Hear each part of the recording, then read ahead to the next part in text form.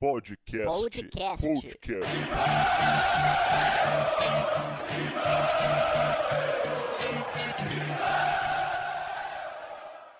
Olá!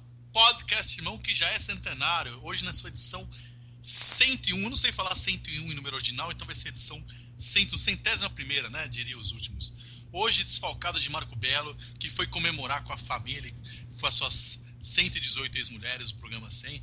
Hoje está comigo ele, que concorda comigo em tudo. Bom dia, boa tarde, boa noite, Rodrigo Vessoni. Olá, um grande abraço a todos, Vitor Guedes, Teleco. Prazer novamente estar aqui com vocês. Bom dia, boa tarde, boa noite. Bom dia, boa tarde, boa noite, Teleco, o representante da nação corintiana entre nós do podcast Irmão. Quem sou eu, Vitor Guedes? Muito bom dia, boa tarde, boa noite a todos os ouvintes e aos companheiros desta mesa virtual. Bom, hoje é um programa um pouco diferente, né? Porque não teve jogo no final de semana. E o Coringão só volta a campo na quinta-feira. E na nossa reunião de pauta, enquanto o Teleco tomava suas Maria Mole, seus rabos de galo, e o Vessoni comia seu torresmo, e eu só assistia porque eu sou um cara que cuido muito da saúde, sou um cara zen, alimentação saudável, vida regrada, a gente teve uma conversa de bar e ficamos discutindo a escalação do time, quem vai jogar, quem não vai jogar, o que a gente faria se fosse o Cristóvão. A gente vai fazer outro programa desse como se estivesse no bar da sua casa. E o Teleco, eu sou um cara equilibrado, não sou torcedor, o Vessoni também, então, Teleco, você tem a prioridade. Primeiro traz pra gente a escalação provável para Timão e Esporte na quinta-feira na Arena, depois a gente comenta a opinião de cada um. Você pode trazer o time provável para essa quinta-feira? A escalação de hoje foi Cássio, Léo Príncipe, Wilson, Iago e Wendel. Só um minutinho, do treino de segunda-feira, né? Exatamente, o treino desta segunda-feira. Cássio, Léo Príncipe, Wilson, Iago e Wendel. Christian, Camacho e Rodriguinho. Marquinhos, Gabriel, Marlone e Luca. Já dá pra fugir pras montanhas ou não? Luca, tô nem aí? Luca, tô nem aí, que é o centroavante nosso, que no último jogo ele melhorou o time, hein? Por incrível que pareça, depois que o Guilherme saiu, o Luca entrou, não só por isso, né? Mas também por isso, o time melhorou contra o Fluminense, na minha opinião, acabou o jogo até merecendo a virada, enfim. Luca que não é das melhores opções, e Gustavo, o Adebayor, né? Ainda tá treinando, parece que fez um primeiro treino bom, mas ainda não tá pronto para estrear contra o Sport. É isso, Rodrigo Vessoni, quais são as suas formações, você como editor do lance, sempre em cima do fato, o que você tem? O Fagner deve jogar no lugar do Léo Príncipe, né? Apesar de não ter treinado, obviamente ele está com a seleção, mas o jogo é terça, o jogo do Corinthians é quinta, então o Fagner vai ser titular. Na zaga, a opção pelo Wilson, acho que ele faz certo também. A gente já falou sobre isso, ele se equivocou contra a Ponte ao colocar o Pedro, que tinha se recuperado bem depois do Wilson, da lesão, tinha voltado a treinar bem mais em cima do que o Wilson, que já estava treinando há um bom tempo, e aparentemente ele vai consertar isso daí. E vai colocar o Wilson no lugar do Balbuena, que foi expulso. Nas outras posições, eu acho que basicamente é o mesmo time, né? Não tem muito o que fazer, a não ser na posição de centroavante. Ele deve ter gostado do que o Luca fez no segundo tempo, apesar daquele contra-ataque inacreditável, 3-1, que perdeu o gol. Mas acho que o time melhorou mesmo na segunda etapa. E o Gustavo está chegando agora, enfim, provavelmente vai entrar durante o segundo tempo, mas eu acho que, sei lá, se eu fosse fazer alguma coisa diferente, eu provavelmente colocaria o Gustavo no lugar do Luca ali desde o começo. Eu colocaria, já vou botar meu pitaco, eu tentaria um lugar do time ainda pro Giovanni Augusto. Eu acho que ele... não, sim, e naquela linha de como vai ter um centroavante de verdade, Vitão, eu acho que não custa tentar aquele time que estava dando certo, que era um time com o Marquinhos de um lado, Giovanni e Augusto do outro e o Guilherme centralizado.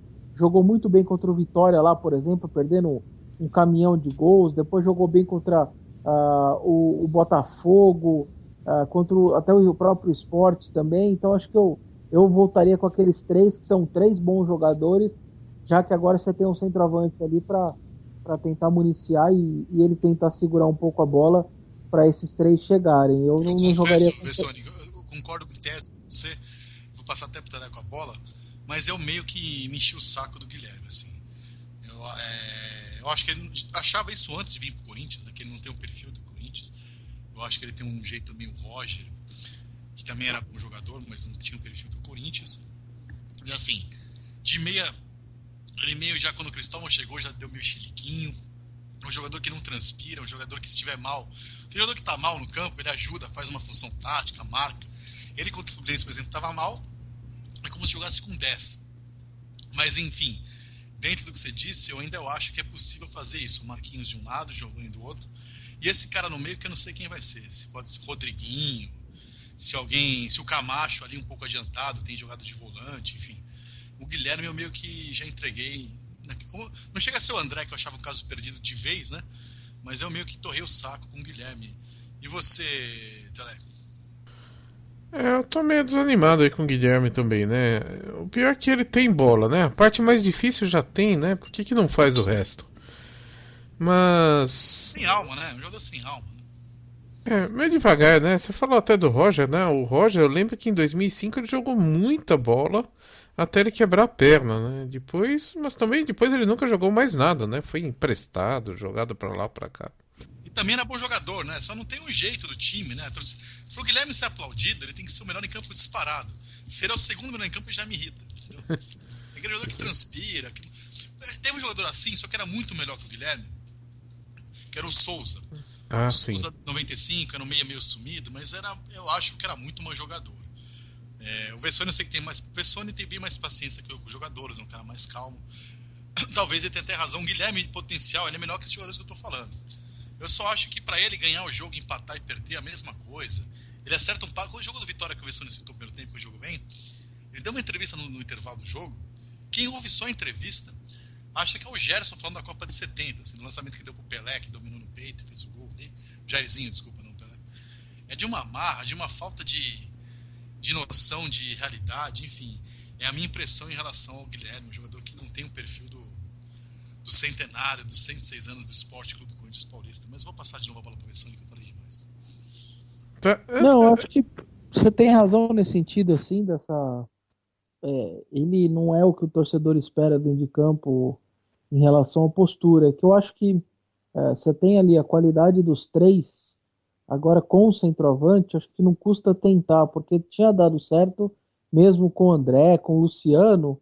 Numa dessa aí o Gustavo entra bem, é muito forte fisicamente, e eu acho que ele pode ser municiado aí por esses três que tinham dado certo. Mas o Guilherme não treinou no final de semana, acho que não treinou hoje de novo, ele não deve ter condição para quinta-feira, não. Acho que nem no banco fica, por isso que essa opção aí dos três volantes, do Christian, Camacho e o Rodriguinho, e os três lá da frente também. Mas é o time que finalizou o jogo contra o Fluminense, finalizou bem, o Corinthians amassou o Fluminense no segundo tempo, poderia ter conseguido até a virada, mas joga em casa, esse esquema mais ou menos, foi mais ou menos ali também o que ganhou também do Vitória, que conseguiu virar em cima do Vitória. Eu não gosto muito dos três volantes, mas a princípio acho que ele vai com esse time, até pelo que eles fizeram no segundo tempo diante do Fluminense. O Corinthians, uma vitória é fundamental, porque a sequência não vai ser uma sequência nada fácil, né? O Corinthians pega o Santos na Vila no final de semana, depois tem o Curitiba fora de novo, e aí recebe o Palmeiras. Então, é uma sequência complicada. Acho que uma vitória certamente colocaria o Corinthians aí com 40 pontos de novo, e lá em cima brigando com todo mundo de novo, porque vai ter um perde-ganha nesse final de semana, seria importante aí ganhar e voltar lá para a cabeça para brigar com todo mundo. Então, o problema é que o time ele só tem alguns lampejos, né, de bom futebol, e eu acho que a parte fácil da tabela já foi, né? Que era para encher de ponto e tal. Agora não sei. Eu acho que assim, até aquele segundo tempo contra o Fluminense deu uma animada, mas Teleco, deixa eu te mais ou interromper menos. um pouquinho. A parte fácil da tabela, o Corinthians empatou com o Figueirense. Se matou para ganhar do Curitiba em casa.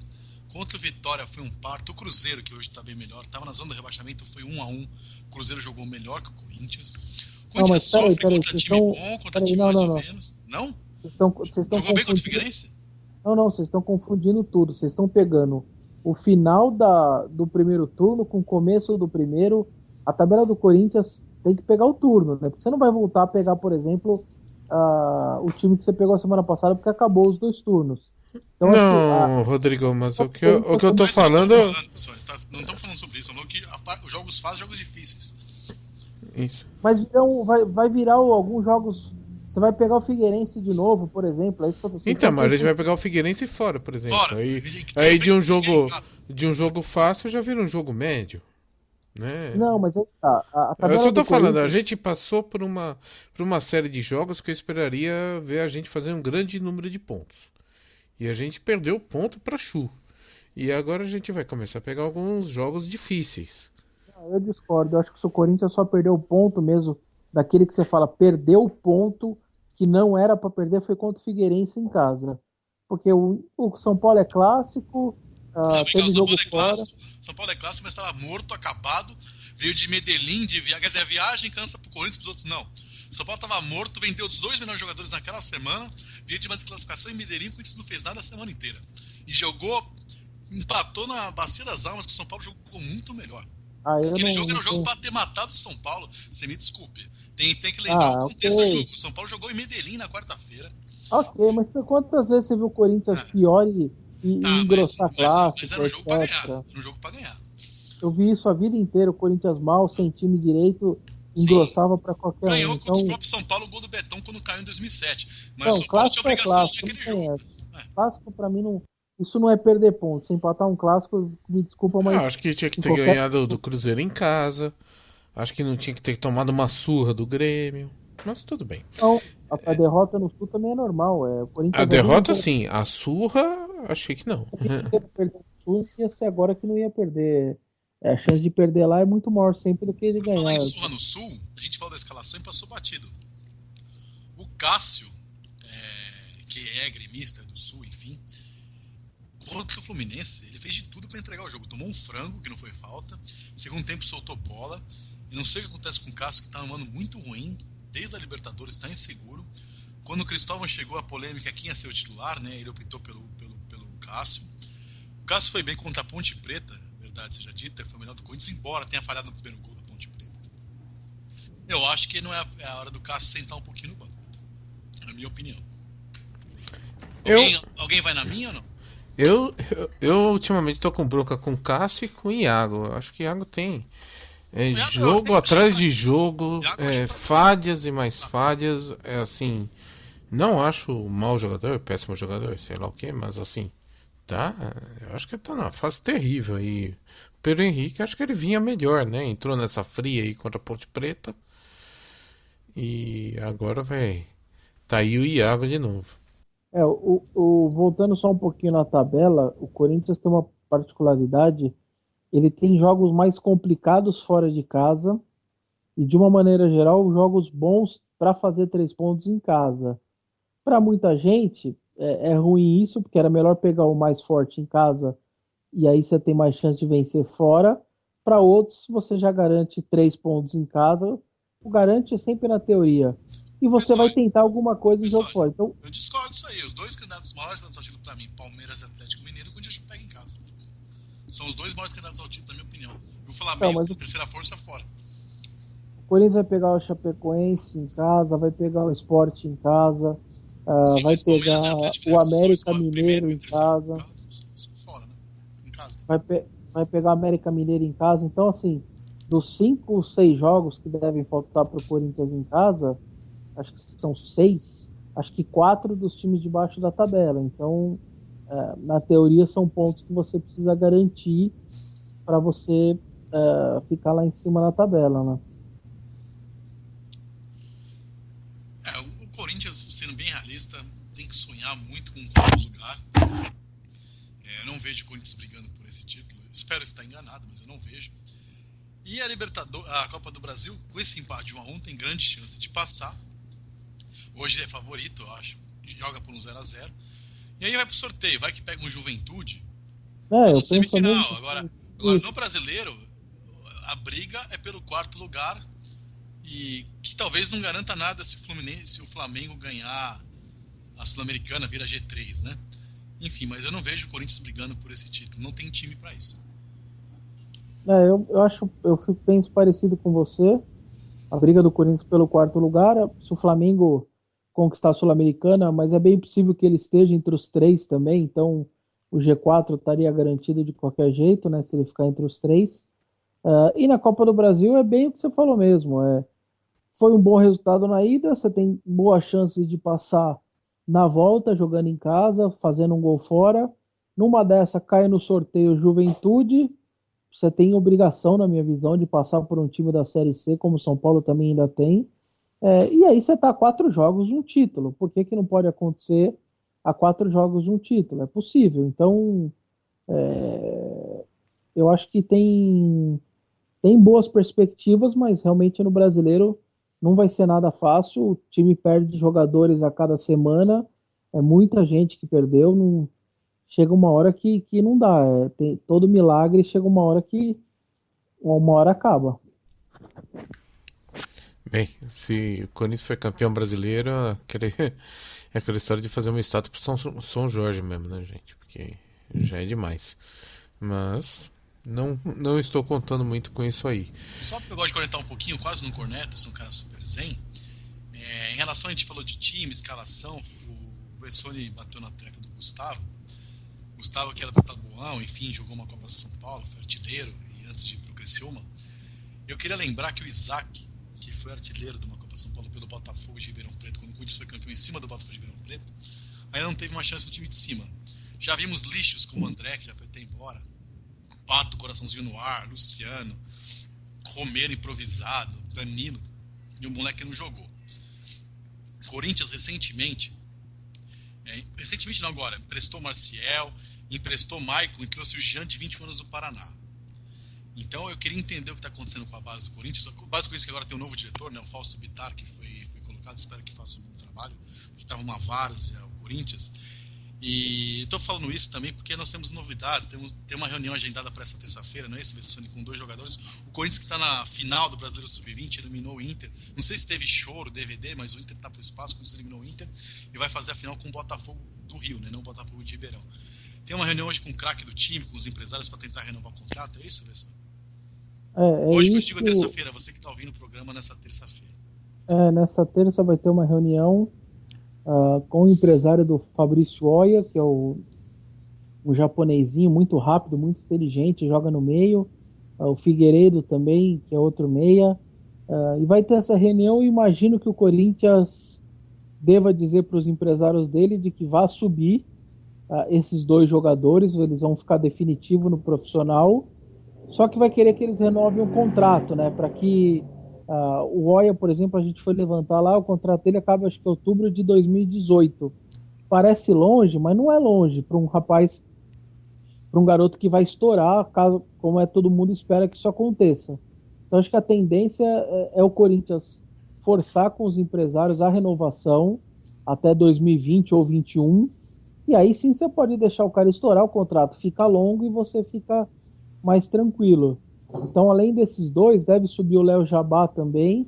É bem provável que o Léo Jabá faça parte do elenco do Corinthians.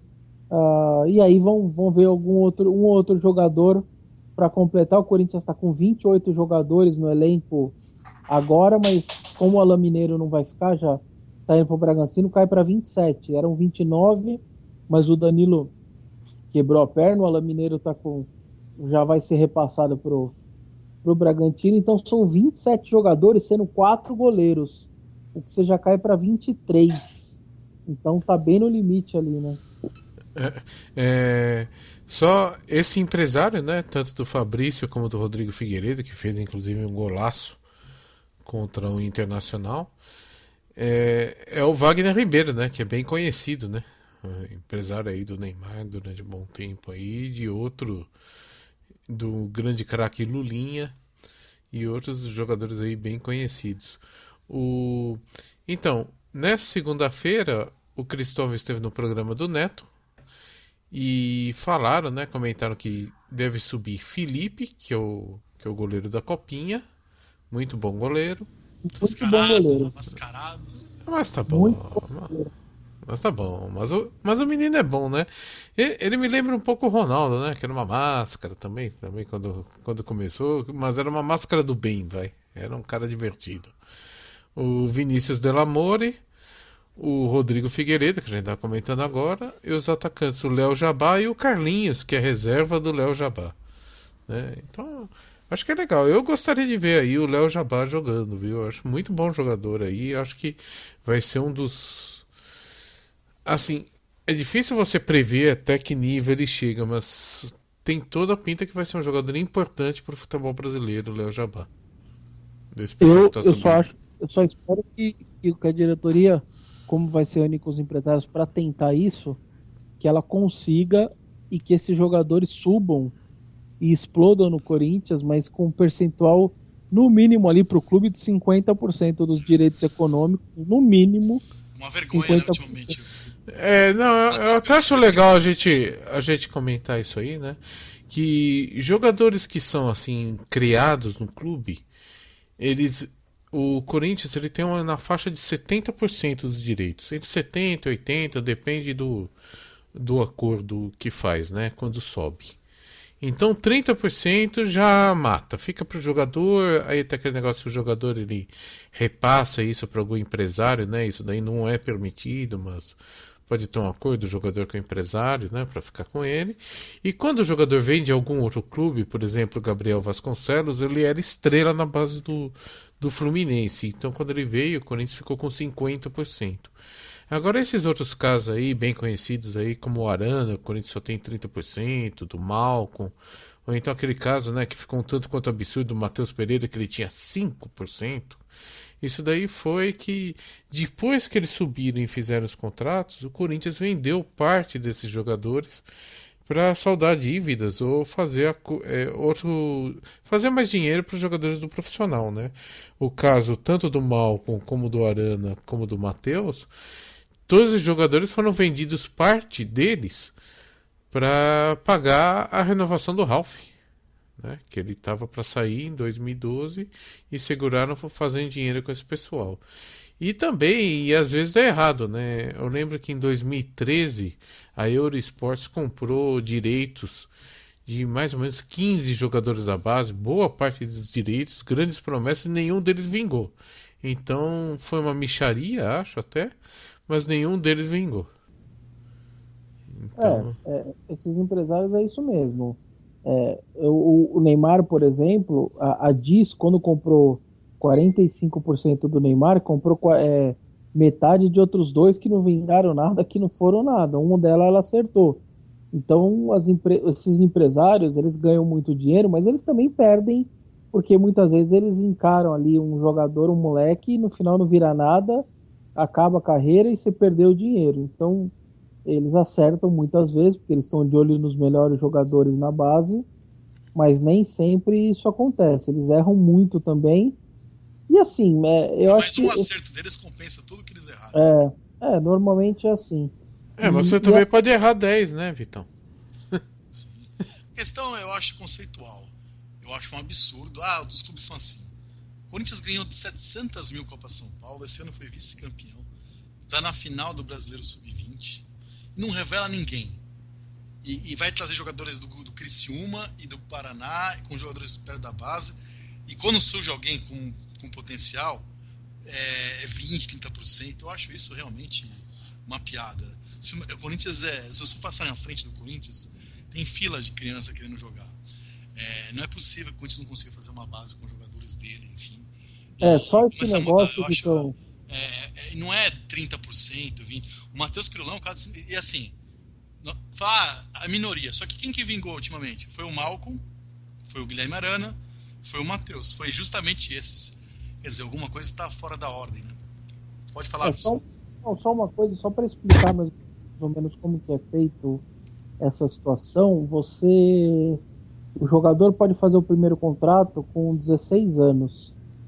E nesse primeiro contrato, você normalmente ali, você já deixa uns 10% para o jogador para que ele assine com você. Quando dá mais ou menos 17 anos, 18... mas essa loja tem que começar a mudar já. É isso que eu defendo. Mas presta atenção, Vitão. Aí o cara assinou e só pode assinar acho que de 3 anos quando tem essa idade. Aí vai acabar mais ou menos com 17, às vezes 18 para 19, vai acabar o contrato dele. Aí você vai conversar para renovar. O cara, ele já pedem muito dinheiro, mas você não sabe nem se o cara vai vingar.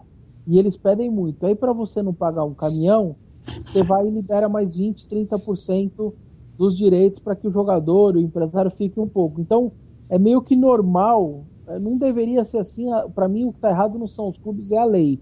É a lei que está errada. Então, normalmente você fica aí com 60%, é meio que normal se você pegar aí na base 50% a 70%, é no máximo que você tem. É muito raro você subir um moleque até 21 anos com 100% de direito, mas é muito raro, porque nesse meio tempo você já teve que assinar 2 contratos com ele e você já tem que passar alguma coisa para o jogador, para fazer um agrado, etc. Não é fácil. A lei, nesse sentido, ela é muito lesiva aos clubes, entendeu? Esse é o problema. Também tem outra coisa. O clube ele pode comprar essa parte do jogador também. Se ele quiser fazer o 100%. Só que ele vai ter que gastar mais. E muitas vezes ele não Sim. quer. Ele divide o risco com investidor, empresário, Mas é próprio que jogador. nós falamos agora justamente do empresário que erra algum jogador, perde dinheiro, mas no que ele ganha, ele compensa isso. Essa lógica valeria para o clube também. O Corinthians, por exemplo, errou com o Linha, por exemplo, e ganhou com o Dentinho. A questão é, você vai errar. Não tem como o Kaká, que virou o melhor do mundo, enfim, jogou a seleção brasileira e tal, ele era reserva do Alisson no São Paulo. Provavelmente um diretor daquela época investiria um dinheiro e tal para fazer um contato maior com o Alisson. Nessa idade, o grau de erro, de avaliação, nem erro, porque naquele momento o moleque não estourou ainda, não desenvolveu. Só que o que você acertar compensa o erro. Essa lógica vale para o empresário, porque raio de matemática não vale para o clube. Me parece muito mais picaretagem do que erro. A minha opinião. Eu só espero, Vitão, que essa molecada que vai subir, que vai ter chance de subir, tenha noção também da importância de gerenciar bem a carreira. O Matheus Cassini não quis renovar com o Corinthians. O Corinthians ele ganhava 5 mil, o Corinthians ofereceu alguma coisa em torno de 30, 40 mil, só que ele ia pro time lá na Itália, que ia pagar alguma coisa em torno de 30, 40, mas de euros, o que virava uns 100 de reais. Ele não renovou com o Corinthians e agora simplesmente não existe pro futebol, tá rodando lá pela Europa. A última informação, ele estava na Croácia. Não tá Na verdade, ele assinou com um time da 3ª divisão da Itália agora. Agora voltou para a Itália. Então, assim, ele estava com a moral elevadíssima com a torcida do Corinthians, estava todo mundo pedindo ele chance. O clube se desesperou que ia perder, ia dar chance para ele, porque a cobrança estava forte e ele foi embora. E aí agora vai estar pagando um pouco por isso. Então, assim, que esses jogadores tenham noção de que é possível sim vingar e ter uma boa vitrine e depois ser vendido por muito mais. Não precisa também ter um desespero de ir embora tão cedo assim. É verdade, eles têm um pouco de pressa. E os empresários mais ainda para fazer a roda da fortuna girar. Agora, eu mantenho só a minha opinião que há erro, há sorte, não é às vezes a todos o que vai virar. O Lulinha era um fenômeno, não era um erro. Artilheiro de seleção e tudo, e não vingou. Enfim, essas coisas acontecem. Jogador que você não dá muita bola. Ricardo Oliveira era reserva do Fernando Baiano. Onde está o Fernando Baiano? E o caso do Cafu é emblemático, né? Fez 200 mil peneiras, ninguém queria. Depois rodou o mundo, foi capitão da seleção brasileira. Enfim, esses casos acontecem. Agora, não pode ser emblemático, né? Toda hora aparecer alguém lá com 5%, 12%. E não é à toa que teve um monte de denúncia, deve tocar na base. Tá na cara que havia picaretagem ali no Corinthians. Não só no Corinthians, né? Mas aqui o programa chama Podcast Mal, nós estamos falando do Corinthians. E só um detalhe assim, essa falta de espaço da base, ela fica nítida em casos, por exemplo, como o do Léo Príncipe.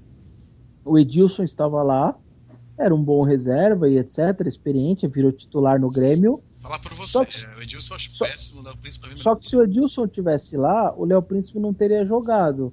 Assim, a gente não sabe ainda, o Léo Príncipe jogou 2 jogos, a gente... Se não joga nada, ele mantém o nível do Edilson. Aí que tá, é um erro de administração. Se tem uma base vitoriosa, ganhadora, com bons jogadores, o reserva não pode ser o Edilson, tem que ser o cara da base. Então, eu Vitão, acho que mas tem que ser uma política do clube. nisso eu discordo um pouquinho de você, tá? Porque assim, o Corinthians sempre teve bons times na base, mas ele dificilmente tinha os melhores jogadores do país, tá? Agora tem uma diferença que o Corinthians tem vários jogadores a nível de seleção. Mas a questão, Jogando, não então precisa revelar é isso. assim, então, mas você ter um bom time na base não quer dizer muita coisa. Não, mas sabe que Porque você pega, sobe e você pode ter 11 jogadores médios que fizeram um bom campeonato. Mas é que Agora você precisa a do base não craque. precisa só revelar craque. A base tem que fomentar o elenco e ser vendida se for o caso. Pra você ser reserva de um lateral direito, você não precisa ser, ou por acaso o Edilson é craque. É isso que eu tô falando, você não vai trazer 11 jogadores para decidir um campeonato, o artilheiro do Campeonato Brasileiro, o melhor jogador do campeonato. Agora, para você ter um reserva da lateral, você tem que fazer na base, é isso que eu acho. Você pode não ter o titular, o Fagner, que aliás veio do Corinthians, o Corinthians perdeu muito mal também, um contrato mal feito, foi pro PSV, enfim. Aí depois foi parar no Vasco e voltou pro Corinthians, o Fagner, que foi feito no Corinthians, torcedor mais jovem talvez não se lembre disso. Mas enfim, para você ter o reserva dele, você tem que fazer na base. Como o Arana, por exemplo, o Arana é o reserva do Wendel hoje, é da base. Se você tem que trazer um reserva do Wendel de fora, é porque a base não está servindo para nada. Eu acho que o Léo Príncipe e o Arana cumprem bem esse papel. O Iago, para mim, poderia ser esse reserva da zaga. Não dá para mim para ele ser titular. Esse é o ponto. Eu acho que a base tem que ser aquele lugar para preencher o elenco com jogadores médios, medianos. E você ir lá no mercado trazer o cara que faz a diferença. Não, nesse sentido eu concordo contigo também. Então, assim, eles tentaram até contratar 2 laterais direito, não deu certo, e aí ficou o Léo Príncipe, trouxeram de volta do Oeste, e aí jogou 2 jogos. Assim, pode afundar o time daqui a pouco? Pode, é menino, pode acontecer.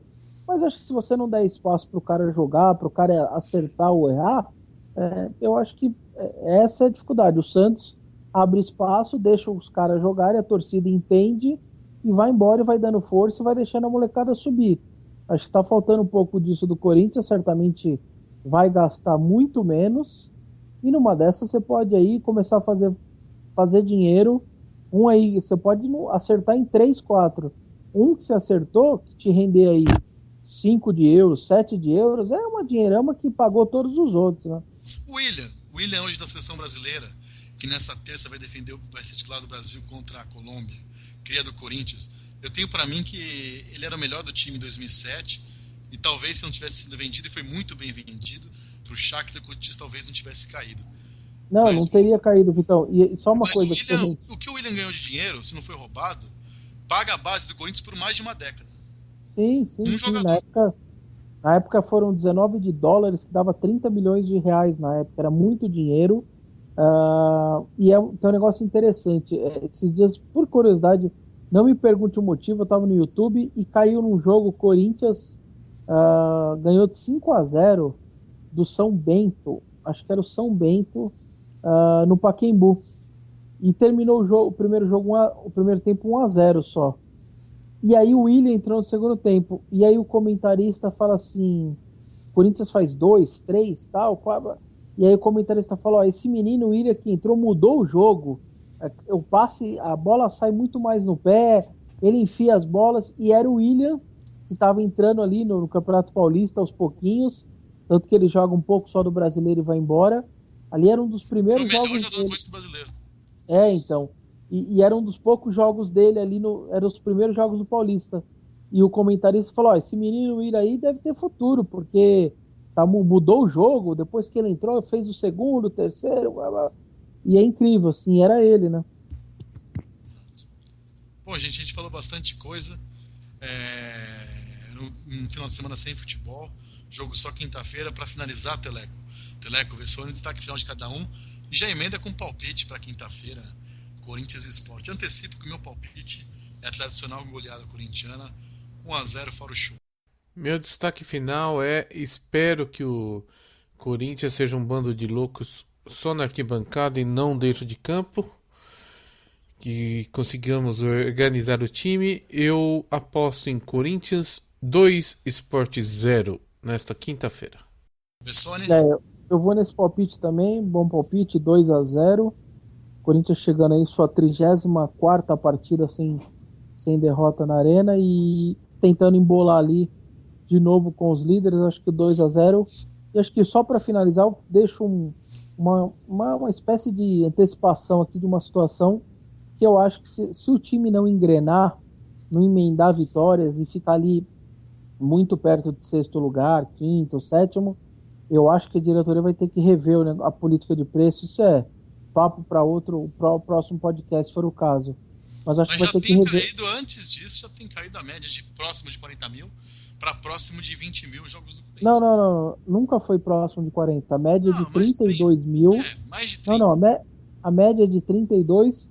No último jogo que deu 20. Não tem muito caído. Foi um jogo. Então, mas eu acho que se não ficar esperto e não trabalhar junto um pouco e mexer um pouco nos preços, a tendência é que vai esses 32 de média que existe lá, vai a partir do último jogo de 20, vai ficar ali em alguma coisa em torno de 20, 23. Se não ficar esperto e não fizer nada, vai dar uma caída. Mas isso é um papo para depois. Eu acho que podia fazer isso antes de esperar não emendar os jogos. Já demorou. Eu concordo com o Vessone, só não esperaria os resultados. Eu acho que já poderia fazer isso. Contra o Palmeiras vai lotar, porque sempre lota. E vai ter um público até maior, porque é torcida única, então não tem a divisória, né? E é um jogo, bom, Corinthians e Palmeiras, enfim. Mesmo que o Palmeiras estivesse mal, o Palmeiras é líder, então é um jogo mais aguardado, vai lotar com certeza, um domingo à tarde. Sábado à tarde, aliás, eu não entendi porque esse jogo é sábado até agora. Mas fora isso, tem que mudar essa política, e não é de hoje, enfim. Por exemplo, vai ter 2 Corinthians e Fluminense, um na quarta e um no domingo. 2 em casa. Então, isso daí já é meio broxante, você enfrentar o mesmo adversário em 3 dias de diferença. Então, esse tipo de coisa que, se eles não ficarem espertos e não colaborarem junto, não jogarem junto dessa vez, a média pode cair. Mas, de qualquer forma, a gente fala sobre isso depois. Um grande abraço a todos aí. Bom, da minha parte é isso. E vai Corinthians, homenagem ao Teleca. Vai Corinthians. Podcast.